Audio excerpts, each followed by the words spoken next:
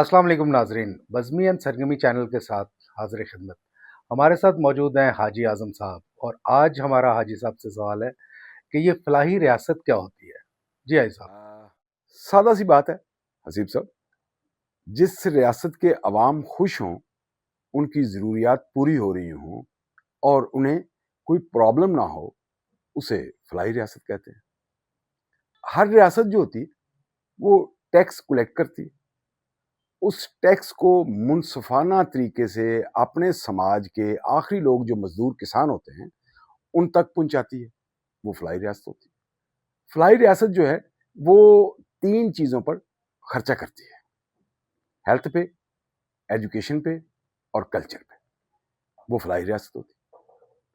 मैं आपको एक मिसाल सुना देता हूँ।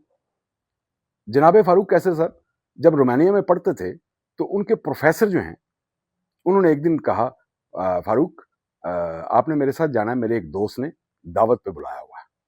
तो फारूक साहब कहने लगे कि सर वो आपको बुलाया है, मुझे तो नहीं बुलाया। उन्होंने कहा नहीं नहीं नहीं, तुम मेरे साथ जाओगे। तो फारूक साहब उनके साथ, अपने उस्ताद के साथ, वहां उस दोस्त के घर चले गए। जब वहां पहुंचे तो वो एक फ्लैट था, और लग्जूरियस फ्लैट।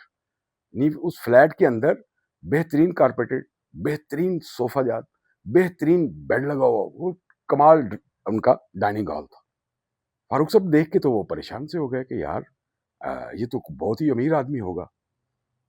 तो हसीब भाई जब वो खाना खा के बाहर निकले तो फारूक साहब ने अपने उस्ताद से पूछा कि सर, ये कोई मिनिस्टर थे? उन्होंने कहा नहीं नहीं नहीं, ये तो सर्कस में काम करते हैं और हाथी का फुजला उठाते हैं, यानी ये सतह के वर्कर हैं।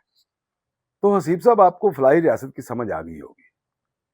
वो रियासत जहां पर तमाम वसाइल ईमानदारी और दयानतदारी से आखिरी आदमी तक पहुंचा दिए जाएं, उसको फलाही रियासत कहते हैं। बहुत शुक्रिया हाजी साहब।